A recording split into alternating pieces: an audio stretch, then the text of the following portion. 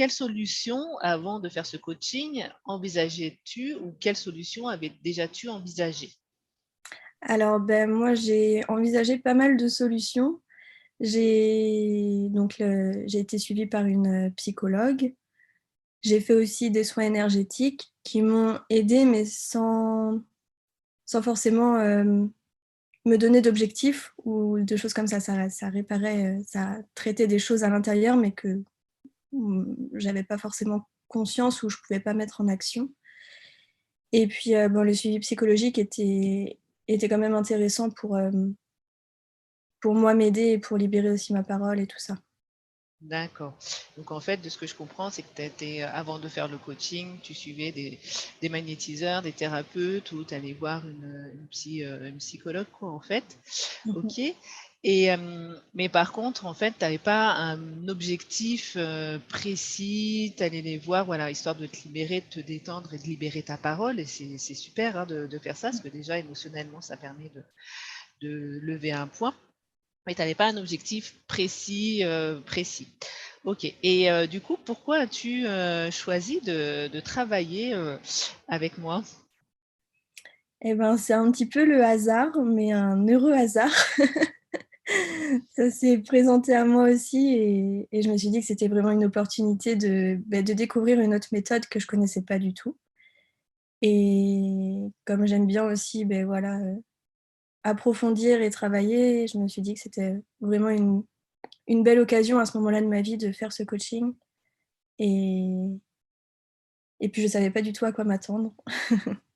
D'accord et du coup, est-ce que tu avais déjà entendu parler du coaching ou est-ce que tu t'étais déjà fait coacher ou est-ce que tu avais vraiment fait vu que, des magnétiseurs, énergéticiens et psychothérapeutes?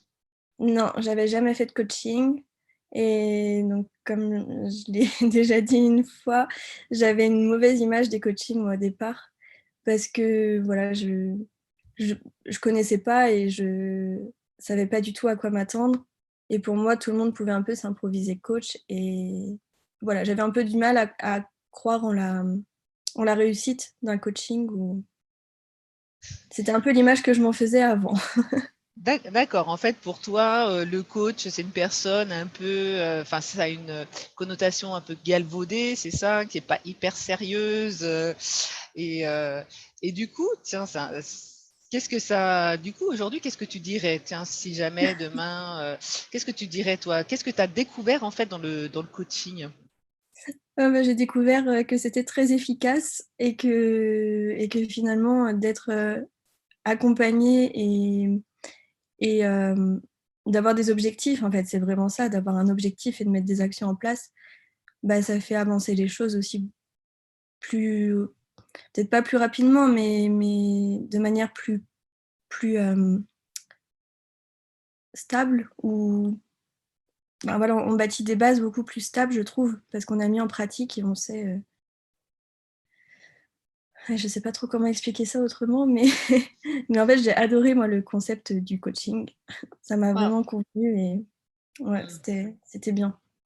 OK, donc d'accord, donc en fait, si je comprends bien, pour, le fait de poser, d'avoir un objectif clair et de poser des actions et de les mettre surtout et de les mettre en pratique, Mmh, OK, il y a les concepts, intellectualiser, comprendre, mais après effectivement, hein, le propre du coaching, c'est la mise en place d'actions qu'on va vraiment mettre, qu'on va en fait, on va vivre l'expérience de l'intérieur qui va faire que, eh bien, le changement va s'opérer. mmh. Et c'est de ce que je comprends, c'est ce que tu as vécu et ce qui a fait la différence par rapport aux autres, thérapeutes ou psy que tu avais, pu déjà, rencontrer, c'est ça? C'est ça, ouais. OK, super et qu'est-ce qui se serait passé en fait si tu n'avais pas pris mon coaching, si tu t'étais pas fait accompagner, par moi, par rapport à ce que tu vivais?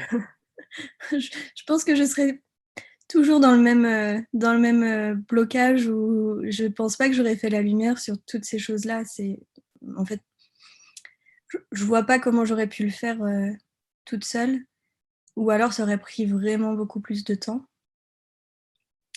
et je me serais pas non plus, hem, concentrée sur moi là-dessus et sur moi, mes objectifs personnels et ce que je devais atteindre vraiment.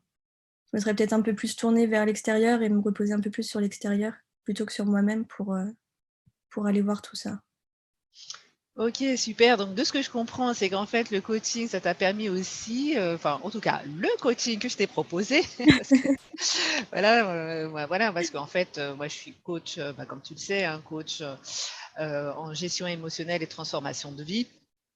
Et avec une approche en psychogénéalogie, donc en fait, voilà, on va chercher l'émotion, qui est liée à la famille et qui peut aussi avoir un impact, sur notre vie.